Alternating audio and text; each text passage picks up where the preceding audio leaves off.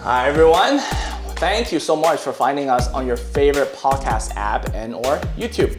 My name is Joe Lee with Faith Wilson, Christie's International Real Estate. And my name is Jeff Chan, also licensed with Faith Wilson, Christie's International Real Estate. And starting from today, we're also known as the Mike for Vancouver Real Estate. Jeff, What's up, Joe? Monday is podcast day. Monday's our favorite day of the week. Exactly. How's your week? It was pretty good. I don't know if you guys can see, my stitches are healing pretty well, hoping to get them taken out in the next few days, but we'll see. Good. Yeah. I can see that. I can finally see your right eye for the week. Yeah, I don't know, like I got punched in the face. Thankfully, nobody at the open house asked me about that. or it looked like you kind of had a little makeup going, like a little eyeliner going. Oh, stop. Oh my God. But thank you guys for joining our podcast. You can probably see from the title that as we conclude kind of the November series of all the podcasts, and honestly guys, we're also concluding season 1 of this whole podcast as we enter kind of the end of the year. We thought that it would be good to maybe talk something that's not real estate related. You know, it's been about 3.5, 4 months. That's it? I swear to God, we've been doing this for like 6 months. I honestly thought that we've been doing this since like April until Yeah. I seriously started to look back. I was like, oh, like it was after one of our buddies' wedding. Yeah, because Something like that. episode 15, we do four episodes a month, and Yeah. we're basically 3.5 months. Yeah. And the reason why I'm bringing this up is because it's been about 3.5 months, 4 months, and people don't, when we talk all about real estate, but people don't really know who we are and why we're talking in front of the camera, educating them about real estate and stuff like that. So, we kind of give hints here and there. I guess for me, like you always kind of throw a hint about my past, Mr. my Pre-sale. background. But I thought that maybe we'll start with you this week, right? Because people kind of know my background with the pre-sale and all that stuff, but a lot of people don't know who you are. Joe, you're being very humble. There's nobody I've talked to in real estate that hasn't said, "Oh, you work with Joe." No, hopefully in a good way. 90% positive things. What is that last 10%, man? So today we are gonna do a relaxed, laid back. We're just having an open conversation, and we just let people learn a little bit about you, Jeff Chan, and who you are, and why you're in the business, and all that stuff, and how we ended up doing this podcast together. Honestly. Yeah, I really don't like talking about myself, but it's Hey. we gotta do what we gotta do. We gotta do what we gotta do, and just let people kind of know who we are, and maybe they can relate. Right? Yeah, hopefully I don't put you guys to sleep. I feel like my life has been pretty, calm and but No, with your past, you got some interesting stories, right? We'll talk about it for the listeners on the podcast. You ready? yeah, let's go. Let's do it. Let's start from Baby Jeff. Baby Jeff, I think I have a pretty standard immigrant story, I feel like, at least. So my parents came from Hong Kong in the 80s, and they had first baby Claudia, my sister. Okay. She's a couple years older than me, and then they had me. My grandparents came over. They basically took care of me and my sister while my parents had to go work. So like many immigrants, we were like working class, and I went to school both in Richmond and in Vancouver. I graduated from Prince of Wales, and after that went into the working world, and here we are today. I think my childhood was relatively mundane. I spend mornings watching Fox Kids TV, watching Pokemon. When Ash Ketchum finally won the world championship the other week, definitely I teared up a the little kid bit. in me gave a hurrah. Finally, how can you do that for 25 years and still look like you're 12 years old? That's your secret. And then I realized I looked at his lineup for the Pokemon that he chose, and I only recognized maybe like 2 of them, so definitely out of touch. But Pokemon did come to North America in like 1996 or something like that. I can't even recall. I was in high school, and we were watching Pokemon I all was the time. into Pokemon, Digimon. I was into sports. Sports? Yeah. Well, before we do that though, Prince of Wales. Yeah. That's a really good school. Yeah, so everybody tells me, but when I went there, the school looked like it was about to fall apart, and what I really thought was excellent about the school is really the teachers that I had. They were very, very impactful in shaping me to the person that I am today. Like I spent a lot of days after school shooting at the gym. I got to know from the janitor to like the foods room teacher to the athletic department head, my counselor, like everybody was super supportive. And eventually, I moved to Richmond and they all knew I was cross boundary, but nobody really cared. Even though at that time it was like kind of like a no-no. Yeah. No, I remember growing up, that was like, oh, what? You're from cross-border? Yeah. Oh, you're that special kid. Yeah, taking the bus from Richmond, riding the 98B line, for those of you guys who remember the 98B line before the Canada line, my sister and I, until finally got my license. And then, for the young people, getting your license is getting freedom. Yes. I drove my 1989 Volvo that was older than me to school. It was like, whoa, like what a blast. So I gave a hint of my age there, but and you see that development where the old Safeway used to be on Arbutus, and I remember when all of that was just a mall. I'd go there to A&W for breakfast. I'd walk up to Carousel to go to McDonald's like 3 times a day before basketball practice, after basketball practice, and during lunchtime. Like there's so many bubble tea places. Carousel is one of my favorite communities still to this day. Still very some changes, but still they kept that original how do I say it, that environment that you can still kind of feel. I still remember those train tracks were actually running trains back in the days. Yes. On Arbutus. I still remember those, right? But since you talk about sports a couple of times, and now we also know about your eyes, let's talk a little bit about basketball. I know that you're into it. Yeah. Well, I know that from way past, but where do you play? Tell me a little bit about it. So before I started playing basketball, I didn't really think it was such a contact sport. But over the years, I've dislocated my pinky. I've broken my nose before. I've gotten like stitches in both my eyes.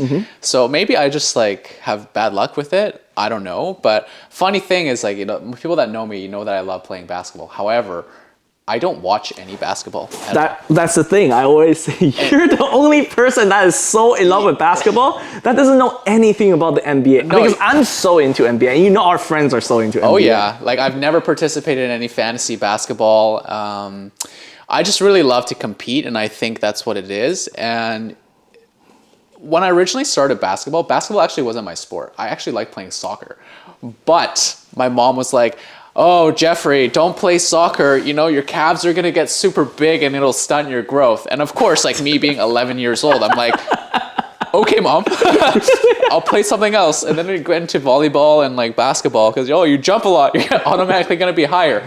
I don't know if that's scientifically proven. If you guys know a little bit more detail about that, please share. I would love to know if that was just an old wives' tale, which thinking about now, it made zero sense. Because there's some really tall FIFA players out there, right? Yeah, there's way over 6 foot FIFA players out there, right? Yeah, but so I started playing, I think in grade 5 or so, and basketball actually is very meaningful to me because a lot of people don't know this. When I tried out for the school team in grade 8, I was 5'2", very a little shrimp. I got cut in the first cut right away, but I still went to all the practices. I went to try out in grade 9. I got cut in the first cut again. Didn't get discouraged. I still joined their summer camps and whatever. And in grade 10, I made it past the first cut, but then I got cut the second cut. So I actually didn't make it to the school team until I was in grade 11. In grade 11, I rode the bench, barely played, and our school didn't even have that great of a team. So that's a testament to what my skill level was at that time. It really wasn't that great. But finally, in grade 12, I actually became a starter and won a scholarship at this HSBC basketball tournament that kind of helped fund part of my first year post-secondary education. So that kind of story resonates with me forever about, hey, at first, if you try something, you don't succeed, what do? You try again. And thinking about it now, all these self-development or self-help books all talk about, hey, success. The difference between successful people and people who failed is that just the successful people never stop trying. because we all know like how many failures it takes. It's just like failing better. Yeah, Like, it's not about motivation, it's about consistency, right? yeah, and like I think about Elon Musk because he's probably like one of the most successful people in our lifetime or in lifetimes to come. I wonder how many failures he went through before he created Tesla. Of course. And even now, like with his like SpaceX program, like how many rockets exploded before like they get one up in the air. Or right now with Twitter, or everything that he's trying to do with Twitter. Downsizing like half of Twitter, and I don't know. This is such a unique people, and I think also a common character trait of successful people is they're all a little bit crazy. Yeah, it's true. But aren't we all? Like, I mean, No, I mean crazy is just not as nice of a term. Unique is the right term. Individualism. eccentric. There you go. Okay. But where do I play now? I play in a couple different men's leagues. There's this place called Union Gym on Mitchell Island where all the junkyards are. There's a lot of people that play there now. I've been a member of the Richmond Oval since they opened in like 2009. When they're charging $20 a month for a membership No, fee. the first one was 60 days for $60. I still remember that promotion. So it was $30 a month. Now, I think it's at $72 a month or something like that. That is inflation at its core. Yeah. So basketball, I love playing. I love competing. I love exercising. To me, that's like kind of my safe space and like my way of meditating outside of like, sitting silently. But I mean, I'll just add on for most listeners, I'm 37 and our men friends are all around the same age. And when we're talking about basketball, like when Jeffrey's talking about basketball and when I'm talking about basketball, it's like two different basketballs. When I'm saying, oh, let's play basketball, it's like half court, 3-on-3.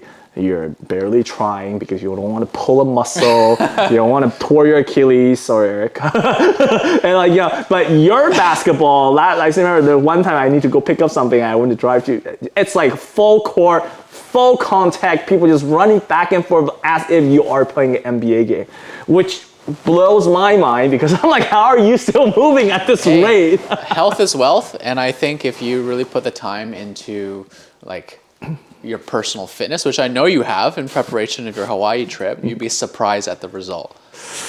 Yeah, I mean, it's true. Just, I don't know, I'm hearing everything around me about how my friend tried to play basketball again. Yeah. One person gets hurt, another person gets hurt. Hey, if you guys want to see a video of Joe and I playing 1-on-1 in basketball, let us know. Maybe we'll do one. What? Okay, well, that's baby Jeff, I guess, right? Yeah. Now let's move on to adult Jeff. What was Jeff before real estate? I know, you work in the restaurant business, but, share some stories with our listeners. Wow. Okay, so most people know me as Jeff from Cactus Club. Okay, I worked for them for 10 and a half years. I think I spent 13 years total in the restaurant industry. I've worked for another very prominent restaurant franchise. I think when I first started, I was in grade 12, and my friend's mom was like, hey, Michael's going to go apply for a part-time job for the summer. Why don't you go with him? And back then, this was in 2008, so the same time that you started real estate. Yes. And I went to this place. I was like, oh, never worked in a restaurant before. What is this? Oh, so they were going to pay me $12 an hour to be a dishwasher? I was like, hell yes. That's like the most I've ever gotten paid. I think minimum wage was like $8 or something like that at the time.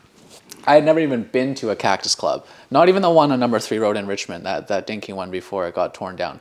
So I was like super excited, super gung-ho. I walked into this restaurant and I was like, wow, this place is massive. It's like 2 floors. I think it was like 200-300 seats or something like that. And slowly worked my way from a dishwasher. I worked every single position in a restaurant, like all the way in back of house all the way up to like front of house as a general manager. So I've served, I've managed, I've bartended, I was a busser, I was a line cook, a prep cook. Wow. And I think one of the core values that they taught at that organization was called Kaizen. Now Kaizen isn't made up by them. Kaizen is actually a Japanese term, and it means continuous improvement. So when they were talking about this core value, it really resonated with my experience with basketball. So I think that for me, I was like, okay, this was very interesting. It was fun. I was working with a lot of people like around my age. Most people that work in restaurants are in their 20s or their 30s. And every single time I would learn a little more. And okay, I get paid a little more. I'd learn a little more and get paid a little more. I'm like, oh, okay, well, I like this. So, and I was always kind of into foods, even in high school. So after I graduated high school, I stayed working there. They offered to move me to front of house when I wanted to quit, because at the time I was taking like a hospitality management program, and I was like, okay, I'm gonna go work in a hotel. That's like the natural transition. And then they're like, oh, whoa, like when you first applied, you applied to be front of house. Why don't we move you there and give it a try? Boom, another like 6 years after that, just really suckered me in. But it was a great time. Like since then, I've worked 7 different locations. Wow, it was amazing. Well, you said 12 years total in restaurant? Yeah, 12 or 13 years total. 12, 13? Well, there's got to be some stories you can share. Let's start with some funny stories. A funny story. Okay, well, one time I was working at a location in downtown, and it was crazy busy lunch rush. Like you guys have everyone's been to a busy restaurant. You know, there's a lineup at the door. There's like a half-hour wait list, whatever. And there was a group of people that I could clearly know that they were here on a work lunch. There was 5 of them, and I was managing at the time, and I was carrying 4 burgers on one plate, plus a large salad in another. And literally 10 steps before I get to the table, I trip, and the whole thing comes crashing down on the floor. I look up, the entire table looks at me. Of course, they knew that was their food. I make a U-turn, I run back to the kitchen, and I say, chef, I'm so sorry I dropped this. And he's like, I could tell that he was like kind of inside, probably like, oh, WTF are you doing, Jeff? But he's like, okay, no problem. What do you need? And then I like refired it. But that was like kind of like oh, shoot, don't bite off more than you can chew. You're just trying to be a hero, get all the food out at once because they're already waiting like half an hour.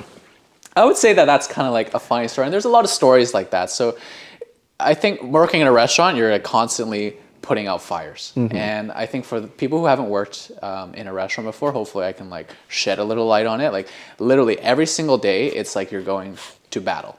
You suit up in your uniform, you get the restaurant ready, so you're like getting all your weapons. Doors open, okay, boom, you're going to battle. When I worked at this one location for 4.5 years, it was like clockwork. Doors open at 11. Restaurants fills at 11:30. We do 1 flip at 1, and then 1 flip again at 2:30. Boom. And in that time, we're literally serving over 1,000 people. And this was in like 2008, during the global economic crisis. And this restaurant was still flourishing. Imagine the amount of planning, the teamwork involved, the communication, the systems that we have in place. That was honestly like one of my biggest takeaways. It was like, wow, this is like a very well-oiled machine. But I've also seen it like when it was like in a disaster zone where like people forget to cook their fries, or like things are coming up at different times. Like it's literally like I'm sorry to say, but it's like a shit show like in the kitchen. And not even only in the kitchen, like even in the bar. Like I have one story here where it was Pride weekend. Okay. There was a bartender that called in sick, and there was some scheduling issue too. I was literally standing as a manager again, side by side, shoulder to shoulder with a guy in the bar well, making drinks nonstop for 4 hours because people just wouldn't stop. Wait, but do you know how to make the drinks? Yep. Oh, okay. I was trained as a bartender, and so I was literally doing it side by side for 4.5 hours. Not only that, halfway through, a server comes up to me and says, Jeff, a customer just told me 2 people walked in the bathroom and they're having sex. And I was like, wow. What? Okay. Yeah, this is exactly what I want to deal with right now. But I couldn't, like, my hands are tied. Like, the chit rail of all the bills, there's, like, taller than you and me. I could, like, loop it around myself. So, of course, I had to prioritize, like, serving all these people first. And then as soon as it, like, subsided a little bit, I went to the office to try and figure out who it was. And I looked at the camera. And as I turned on the camera, live feed, 2 more people are walking towards the washroom. Of course, when 2 people walk into a washroom together that are opposite sex, I can generally make an assumption of what's going to happen. I literally stormed out of the office, ran up to them, and I'm like, this is not your house. Get out of here right now. And then they just kind of, like, the lady kind of looked like a little sheepish, and the guy just, like, walked out and just super proud. And super proud. I don't know. But, like, that stuff happens pretty often. It's not the first time that like I had to deter a situation like that. Ooh, okay, I have to cut it. I have follow-up questions to this. I am pretty sure our listeners does as well. First of all, lunch? It was lunchtime, yes, broad daylight. So it was probably like 2 o'clock or 3 o'clock on the afternoon because the Pride Parade's usually on Sunday. So I definitely remember it was Sunday. I remember exactly the couple people I was working with too. Like I will never forget that was like one of the craziest things I had to deal with. I mean, over time, like there's been other crazy things too. Had racial slurs thrown at me. I've had people threaten me. I've actually had people hit me before. I mean, I could go on and on. Like this story here, someone actually hit me in the face, because she refused to pay for her bill, she spat on me, and I called the police and they detained her. And at the end, they asked me if I wanted to press charges on them. I said no. They wrote me a letter actually, and she was very apologetic. She says, I think I did that to you because that's how my husband abused me in the past. So she was very, very sorry. I think she actually needed some maybe psychiatric help. Yeah. Nope. So I just said, please just get her the help that she needs. I don't want to press charges because what's that going to do? You incarcerate someone, then they're just going to feel even worse about themselves. At least you call the cops. I'll share, like, I think I told you this story too. As I got spat on in pre-sale, in my pre-sale days as well, with the lineup, with the crazy lineup. Like they just like, oh, you're so blah, blah, blah, spat on me. I didn't even know that you could call the cops. I should have just called the cops. Oh, I had them on speed dial. Actually, I knew them quite well from working at that specific location because That bad, huh? That part of downtown, it was just, you get a lot of like crazy things that happen, and we've all had a wild night out in downtown, I'm sure, but yeah, these were kind of crazy. But on the flip side, like working in a restaurant, I truly love that experience, and I feel like that's where I grew up. These people become like your family. I had Thanksgiving dinner with the staff, like in the restaurant after we closed the restaurant. We ordered it from the Flying Pig and we all had a meal together. When you work in a restaurant, it's like you say goodbye to your friends' birthdays, anniversaries. You say bye to like having a social life outside the restaurant. So of course, it's natural that the people that you spend the most time with become your close friends and like your family. That's true. We're so busy like giving other people a good time, giving them an experience like that. Sometimes there's not enough time for ourselves. Yeah, no, I work in a restaurant for a very short period of time during the economic downturn in 2008, and I can kind of feel like what you're talking about. But obviously, I wasn't at the level. I was just a dishwasher plus a cook making pizzas, and I can already feel like what you're talking about, the different times that people come in and all that stuff, and how stressful it gets. Right. So this is actually a perfect transition, right? Yeah. Because I personally know a lot of realtors, real estate agents that actually the past was from restaurants, hotels, what have you. Yeah. Now you have so much experience in in restaurants and stuff like that. Now obviously you're also a real estate agent. I want to just pick your brain a little bit. Like what is it about restaurants or hotels that just makes this skill or make this jump into real estate so smooth? Right? There's got to be some skills that's transferable here. Like in your take, what is it? Like I work as a chef at a restaurant, so I don't know. Yeah. I don't know what the front people had to deal with. I know some crazy stuff because people tell me all the time, right? But I want to hear from your side. Like, what do you think is transferable? I think there's a few things. And before I started working in a restaurant, I literally thought food just magically like appeared in front of you. Someone goes in the back, they get it, and they bring it to you, and boom, that was it. But there's actually a lot more involved in that. And I think when you're working in restaurants, you're actually working with people. And even when you work in real estate, you're working with people. Yeah. So when you work in a restaurant, you get very, very good at reading a situation, reading a person, communicating with them, really listening to see what they want, and sometimes what they don't want, like the nonverbal communication, and that really translates into real estate as well. It's like our job to kind of think outside the box and anticipate our clients' needs. Just like when you work in a restaurant, hey, you should be bringing someone that extra napkin before they ask. You should be topping up their waters before they ask. Those are like basic service skills nowadays. And let's talk about stress. Okay, so Joe, I know through the time that we've known each other over a decade now, I've seen you go through, some peaks and valleys of stress. And, real estate is a hyper-competitive industry. There's nothing quite like it. And, you don't make a deal, you don't get paid at the end of the day. Of course, the rewards can be great, but it's stressful. Negotiating with another party, it's stressful enough. Now you throw in multiple offer situations. what happens, like it's a very emotional transaction Yep. for a lot of people. There's people that are, downsizing because they're forced to, Yeah. or, they spent 30 years in a family home and they're moving on because they're starting their own family. So I think like having a high level of emotional intelligence when you work in a restaurant really translates to real estate. And let me tell you, stress in a restaurant, have you tried holding 200 hungry people at bay who are all hangry and having to explain to them why their food is taking longer than what they think it should be taking? Sometimes I can't even deal with my girlfriend being hangry, and that's one person. Hey, your girlfriend's a wonderful human being, so. Yes, and I sometimes can't even deal with her. I don't know how you deal with And that's 200 completely strangers. fair. I have a different side of me when I'm hungry, and my girlfriend will definitely say that too. I've seen it before. I apologize. Yeah, when I'm hungry, I just like can't think straight. Yeah. So working in a restaurant, again, you're like putting out fires like left, right, and center. One server will tell me, "Hey, my drinks are running a long time." Another server will tell me, "Oh my God, I dropped the steak on the ground." One other server will tell me, "Oh, my steak's overcooked." One person's like, "Oh, I forgot to ring in an order." "Oh my God, Jeff, someone puked in the bathroom." "Oh my God, someone's like taking a piss outside the restaurant." "Oh, there's a homeless person there. Like, can you go deal with it?" Like literally nonstop for 9 hours, like, or more. My longest shift, I still remember. It was the Jay-Z concert. I worked a 12-hour shift. I didn't eat. And yeah, after that, I was just like drained.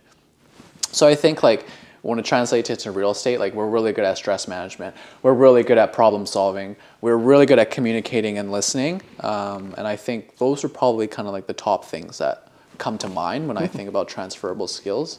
And you also have to be like very, very organized. Like you mess up on your schedule when you're working in a restaurant on a holiday, like a Canada Day or Pride Parade, you can really, really mess up that day for all of your staff and all of the guests coming in. And believe me, you do not want to deal with the aftermath or being the one in the middle of it during that time. And for me personally, every time I hear you say stories like this, and some of these stories you never share, so I'm shocked that actually happened. But it's one thing I always say is like not only with real estate and compared to restaurants is that restaurants, the other thing about restaurant that adds to another flavor of difficulty is that you're dealing with younger people. You're dealing with like, early 20s, late teens. Whereas in real estate, I would like to say that you do deal with, more sophisticated, a little bit older. Even if they're first time home buyer, they're probably in like, end 20s, early 30s. And there's gotta be a difference dealing with a 20-year-old or like a 19-year-old versus a 30-year-old. I think so. And when I first started managing a restaurant, I was 22 years old. I was managing people that were like 30. So of course they're gonna look at me and I have a very young face. Yeah. Thank you, Mom and Dad. But yeah, could be challenging for people to take me seriously. And when you work up with a bunch of young people, making sure that they have the same work ethic, I think can be a little bit of a challenge. But at the end of the day, I think it comes to communication. Really, yeah, that's true. The restaurant life isn't for everyone. Some people make it, some people don't. And just because you don't make it doesn't mean you're a failure of a human being. Not at all. Not at all. Like I've had to let go of staff because they didn't work out for the business, but they thrived in a different career. Yeah. And they were making like, 10 times, 100 times what they were making before in the restaurant. Yeah. And again, working with adolescent, it can be challenging. There's a lot of like emotions involved too. And believe me, like people would think that, hey, you work in a restaurant full of like predominantly women, it must be great. I'm like, yeah, it taught me a lot about the female mind and the do's and don'ts as a male. And you know what? I really want to say I appreciate every female out there and what you guys have to go through. Yeah. Because there's no man without a woman. So, and that's where I think my background and your background really relates, because my background working in the pre-sale is predominantly women. Just like, in restaurants, it is predominantly women as well. And as you work with women for a longer period of time, you start to understand like, the way that they think is very different from men, first of all. And what they care the most is very, very, very different from what men cares the most, for sure. And the way that the brain is kind of, how it's connected and all that stuff, like, and that's where I would personally say I'm blessed that early into kind of my career that there's nothing but women around me. And you learn very quickly about, look, these are the things that worry women the most, which is, I can tell you guys right now, it's completely different from men. It doesn't matter if you're in teens, in your 20s, in your 30s, in your 40s, all the way up to your 60s. I work with women in their 60s, and the way that they're thinking is completely different. Like what worries them, what makes them happy, what triggers them, it's all very, very different. And I feel like for both of us, we're lucky because then now we know the differences and how they think and how the brain is kind of constructed, then it's easier for us to kind of talk to different people and stuff like that. And that's not even throwing in the layers of like cultural background, past experiences. So I think the strongest skill set that I would have that relates to real estate, and I think for you too, is that we have engaged with and dealt with thousands of people in our lifetime so far, which has really taught us how to properly communicate and manage those relationships. That is very, very true. And also crisis control. I mean, I tell this to you all the time. Your restaurant thing, it's kind of like me dealing with, all that different floods that was happening to me last year. While dealing with the flood, there was multiple offer situation, buyers trying to book, like just a lot of things are generally happening at the same time. So now, thank you for sharing. I really understand why people from that industry would then, of course, make the automatic jump or, the transition into real estate. I can kind of see a lot of resemblance into that. So now let's get a little bit more personal. Yeah. I know that, you left, you're no longer working at a restaurant. And you can now, obviously, you're a real estate agent. Now, just share a little bit. How did you get connected with real estate, being a realtor? And honestly, why? Like, why realtor? I know that at that time you want to, leave the restaurant business for multiple different reasons. I know that everything was on the books for you, but then you ended up wanting to become a realtor. Yeah, I think real estate kind of first was on my radar. Is that I actually have an uncle and aunt who are realtors. They actually helped my family find their family home. Okay. That's the very first time I had any exposure to it. And I think the first time I met you actually was during a pre-sale at a location in Metrotown. Yeah. And it was through our mutual friend. And I was like, oh, real estate, kind of cool. Of course, at the time I was like very young, like nothing really panned out, but it was always on the back of my mind. And even throughout my restaurant career, I had an opportunity to speak to some local agents about the experience, and what kind of scared me at the time was the unstable income. And like at the time I was like in my early 20s. I had a car payment. I was like almost $1,000 a month in total. I don't know why I did that. Okay, let's talk. Okay, I know exactly why. Because when I was 22 and I first signed on the dotted line with the golden handcuffs, I got a salary as a manager. I was like, wow, I'm going to give myself a big gift. And my uncle at the time, he helped me find my first vehicle. Yes, I bought a Mercedes. Like, why? What 20-year-old buys a Mercedes? And it was a good deal. Don't get me wrong. I was like, 0% interest, 0 down, $10,000 off the base purchase price. So you never find that nowadays. And I did love that car. So, but then I was like, so I don't have enough money saved, and the income is relatively unstable as a real estate agent. So I was like, okay, I'll hold off for now. And then it was only through like COVID, I think, where I was like, okay, so I really didn't like how all these restrictions affected my daily life. It was like very, very stressful time, of course, for everybody during COVID. And at 13 years in a restaurant, I was like, okay, if I don't make a leap now, I'm always gonna wonder what if. And then I reached out to you again, and I was like, hey Joe, like, can we have a conversation about this? And that's when I was ready. Like, I just knew, I was like, hey, I'm ready for something different. I know that I can always go back to a restaurant if I wanted to, but this was like a new challenge in my life. Just like, I talked about the core value of Kaizen and continuous improvement. And I already worked my way all the way up to a general manager. I didn't want to open my own restaurant, or at least I don't right now, maybe in the future. So what's left for me in the restaurant industry? Nothing. So then, this back on the back of my mind, this nagging feeling of like, okay, real estate. And I was like, okay, let's go take a look and try it out. And honestly, like, real estate is the biggest transaction in a person's life. And for those of you who have known me, like, I've always been helping other people make me very happy. I always try to go out my way to lend a hand, and that's just kind of how I was raised and what I really value. So by helping someone with the biggest purchase in their life, like what more can I do? Yeah, no, I still remember you coming to talk to me after that project. That I think you texted me, or I think I wonder if it's in our WhatsApp chat. That's the thing. Was it a text or is that WhatsApp that you wanted to reach out? You'd be like, hey, bro, I wanted to, you've been in real estate for a while, kind of want to, talk to you. And I still remember that never happened. I don't think that ever happened. Yeah, because you know what happened? They gave me 3 raises in a year. I was like, okay, well, I guess I'm staying. Okay, and now that you've been a realtor for almost a year. Yeah.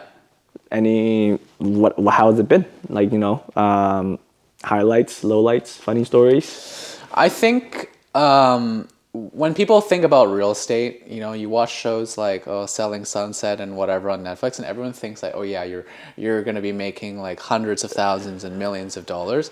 I never really saw it that way at all. The money was just like, it's just like a byproduct, really. Like for me, I think it's very interesting learning like how a house comes together, all the different types of homes. You talk about a highlight. Well, okay, I have to thank you for this highlight because this one client that Joe introduced me to, we saw 70 properties together in 1 month. I'm sorry. And this was within my first month or 2 of getting officially licensed. And, of course, on one side, you can look at it as, wow, what a drag. Like, how much time did it take you? Oh, and not only this, they were very comfortable with me driving them to showings. Yeah. So we visited, I think, properties in downtown, in Olympic Village, in Burnaby, in New West. Yep. I feel like we almost even went to Coquitlam. We did go to Coquitlam. We did. Well, you did. I didn't. Yeah, and honestly, I saw it as an amazing opportunity for me to see so many different properties, to be exposed and around real estate in a way that I don't think any first-year agent would otherwise. So, and eventually, we were able to find him and his wife a home. And actually, he just reached out to us again last night about looking for another place and potentially selling one of their properties. And I mean, even from this client, they've brought us our Maple Ridge listing. That we're dealing with right now. Yeah, and I think what amazes me in the high points is like, wow, you never know like what's going to happen next. And all the clients that we've helped, like seeing how happy it made them is really, really like the highlight for me. And even that client, R, who was looking for a place for their son at UBC. And, during that time, rents were crazy in UBC. Like the amount of requests we've had, I think we've got like 20 requests a week of people trying to ask us to help them find a place. Yeah. And I'm still getting it. So. Yeah. This parent was obviously a little bit stressed out, but we were able to cold call them, tour them in one weekend. I think one day, not even one weekend. One day you finished. We wrote an offer and closed the deal in 3 weeks. Yeah. And that's freaking beautiful. Yeah. And they were so happy, went on a nice dinner out together with them. And honestly, that's like, why? If you ask me, like, why do real estate? Like, that's probably why. Because I also get to pick and choose who I work with. Not like in my previous career, hey, sorry, if they're coming through your doors, they're a customer, you got to make sure every guest leaves happy. Yeah. And I think that's the reason why we work together quite well, because I think in our mentality of real estate and the way that we take this is also, it's very similar in terms of, we're second, we're not that important. And a lot of people is like, I speak to a lot of realtors and, the first thing that comes out of the mouth is how much they make. And to us, I don't care. It's not about us. It's never about us. So we're just here to facilitate the process, right? It's not about, we're the main show and our client is just the byproduct of it, right? So I think that's why I think working together with you has been quite pleasant, just because the way that we think is also quite similar. I still remember we did a deal and then afterwards you're like, so how much am I getting paid for this? And I was like, Jeff, okay, let me just write this down for you. Yeah, I don't think I even knew how to do calculations for like a while, but That's a bromance moment. I have to give you a hug. Thank you. I really like working with you too. No. Okay, well, next is now that you've been here, I always like to ask people, like, even when I was doing pre-sale, like, you know, people were coming in, they become the front desk, you know, the coordinators. The one question I always ask them is, what exactly do you, like, you know, what is that finish line for you in this industry? Have you thought about it? Like, what I really mean by this is at what landmark you cross, and then you're like, guys, I think I made it. Right? What is that moment for you? Because in real estate, you're right. Like, everybody wants different things. You know, everybody operates, you know, as their own different business. We know agents that literally wants to be top one. I know agents that literally wants to be number one. And I also have agents that's happy doing 5 to 7 deals a year. Yeah. Like, what is it for you? Like, you're like, okay, this is that line that, you know, I cross, and now I can be so proud of myself. I think for me, throughout my entire working years or my entire life, that goalpost has always shifted further and further and further. So to me, there's never a finish line. And that's actually like one of the values that another organization I worked with had, is that there's no finish line. It ties back into that core value of Kaizen that I really like, continuous improvement. When I worked in a restaurant, it was like, okay, well, I want to be a line cook. Okay, line cook. Okay, well, I want to be a sous chef.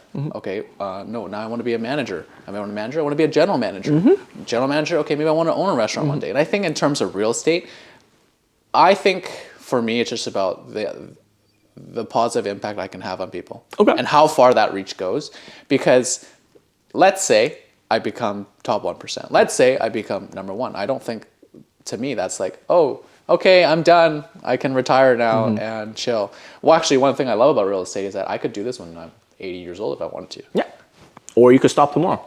Or I can stop tomorrow. It's completely up to you. Yeah. So I think, like, you know, I don't have like a I made it moment. It's more so like, hey, I want to look back on my career and think about how many people I was able to help, how many lives I've changed in a positive way, and maybe in the future, how many more Jeffs and Joes can I meet and help, and like in the beginning of their career. So, yeah, I don't think I have an answer about like where the finish line is. Okay. And the goalpost, again, it can keep shifting. If I can go down a different road. Okay, what if we move into commercial real estate? Yeah. And then from then on, what if we get a builder's license? Yeah. What if we want to get a rental license and we just want to manage rental properties? It's just like so complex but so flexible, and there's just so many different ways that and avenues that we can go in, which is why I don't think I'll ever be bored. And as long as I'm like continuously entertained, I think I can do this for a very long time. Yeah, and also like even if you do the same product, like every client is a little bit different. The process is a little bit different. I mean, not every single client is going to be like Mr. R that we talked about, right? Some of them drags on for months. I have clients that drags on for years now, right? And you know, just like you this year, I also have clients that's like just like that. And I think the unpredictability of this industry is also what creates the beauty of it as well. Just because you really don't know what to expect tomorrow. But it's also because of that unpredictability that it's not for everybody. Like we all know friends that is like, I need to know when I go to work. I need to know exactly what's going to happen at work. And I need to know when I get off of work so I can spend time to myself and my family. The stability is what they like. And the predictability. And you know, we have tried to make that kind of person get into real estate, and they run. They just can't handle it because of that unpredictability, that income that you're talking about. And trust me, like, you know, maybe the episode that comes when I share my side of the story, like it will resonate with you, because why I decided to go into pre-sale has to do with income and all that stuff as well, right? So, okay, that's good to hear. That's good to hear. I have a finish line, so I'll just put that out there right now. I do have a finish line. We've talked about your finish line. Yeah, I have a very distinct finish line that a close buddy of mine, they generally all do know, and I work very, very hard to get to that finish line as quickly as I can, right? Okay, well, then as we kind of move into the latter part of this podcast, you know, and also the latter part of this year, with December just around the corner, and I think by the time that they watch this podcast, it could be the first week of December already. Yes. We have done many market updates, and we always try to kind of predict. Now, on a personal level, This is unscripted, guys. I didn't tell Jeff anything. I want to know what is your true belief of what the market prediction is in 2023 with everything that we have talked about. As a reminder, the cooling off period, the banning of the foreigners, what is it? The triplex or the David Abbey's, all that stuff, banning strata, rentals, all that stuff. Yeah, immigration, rising interest rate. There's so many things that's literally on the table as we turn the calendar year. Where are you at in terms of predictions? And don't worry, we're not going to hold you against it. And guys, this is just his advice. Don't make any financial decisions based on this guy's advice. This is just what we think based on, well, what Jeff thinks based on him being on the field every single day. I think I'll keep it short. In my humble opinion, I think Vancouver has a very, very resilient real estate market, and we're very resilient people in general. We're very adaptable. So in the short term, I think, things are going to be a little bit shaky. You might see some more foreclosures. There'll be some panic, of course, but during those times, there's also going to be a lot of good opportunities for people to find good investment properties, for people to upsize, as we've always said. I think from what the media, the picture that they've painted is that it's going to drop like a ton of bricks, like when you're playing Jenga and the whole thing comes crashing down. I don't think it's going to be like that. I think we've already seen signs that the real estate market has slowed and has really turned for the worse in certain markets. Mm-hmm. But again, every city is different, every product type is different, so you can't just compare everything and lump it all together and say, nope, this is what it's like. What I think it's more like, it's a hot summer day, mm-hmm. and you guys have taken out a pack of popsicles and left them on the counter. And it's slowly been thawing away. I know what you mean. Drip, drip, drip, drip. Yeah. Then you remember to put it back into the freezer and you're like, oh shit. You put it back in the freezer and then it's going to come back together. Yeah. As it always is. For Vancouver especially. So you're not predicting us going into the directions where some of the cities in the United States is going through right now? No, yeah. I don't. Okay. And people can say what they want. Oh, Vancouver's just propped up with inflated real estate prices, whatever. Like, I'll go back to it. Vancouver is one of the most beautiful cities on the planet. Mm-hmm. If people are going to go anywhere, they're going to come here. Yeah. I'm not going to go into more details about numbers and stuff. We talk a lot about that in the market update, mm-hmm. but my honest opinion. Maybe I'm just being a naive optimist, and you know what? If I am, then so be it. Well, I'll reserve my opinion for, I guess, whenever we do my version of this particular podcast. Now, let's conclude the podcast here with one segment I like. It's called Rapid Fire Questions. What's that? I'm just going to compare two things. And you're going to tell me which one you like more. And then you're going to give me 1 to 2 sentences explaining why you like that more. Okay? You get these ideas. Hey, I watch enough podcasts from other stuff to have all these different ideas about different segments, different things that they do. Okay? Can you tell Joe's very intelligent? No, I'm not. I just copy other people. All right, ready? Yeah. Okay, first one. Cardio versus weightlifting. Weightlifting. Why? It's so much more interesting, and there's so many different types of weightlifting that you can do compared to cardio, where I immediately think about running on a treadmill. You don't like running on a treadmill? I hate running on a treadmill. Fun fact, Joe used to run on the treadmill for like an hour every single day, for like 5 days a week at the Oval when I used to see him there. Drenched, you know how drenched? Hey, that's how I lost my first 50 pounds back in the days. 50 people. 50, yeah, that's right. Second question, do you enjoy the cold or do you enjoy the hot? I know we talk about the fridge all the time, but 1,000% I prefer cold over heat. I do not do well in excessive heat. When I went to Barcelona, it felt like death. I was just like nonstop sweating. Because, we talked about this, when you're cold, you can put on more layers, but when you're hot, you can't rip off that base layer of your skin. So, and I take cold showers every morning. And yeah, definitely the cold. We're very similar in this regard. Next, Western or Eastern cuisines? Western or Eastern? Are we talking, like what kind of Eastern are we talking about? Are we talking about like Indian food or no, like Chinese food? Chinese food, it's like all over. Hawkers, if you want to. Asking an immigrant that question is like telling to pick their right hand or their left hand. Like I love both of them equally, depends on the time. But fine, I'll pick Western. Okay. Let's focus on food. Are you a rice person or are you a congee person? Rice. You don't like congee? I like congees. Congee is basically rice and water. I hate so congees. It's like porridge. I hate congee. I hate Chinese porridge too. If you guys don't know what congee is.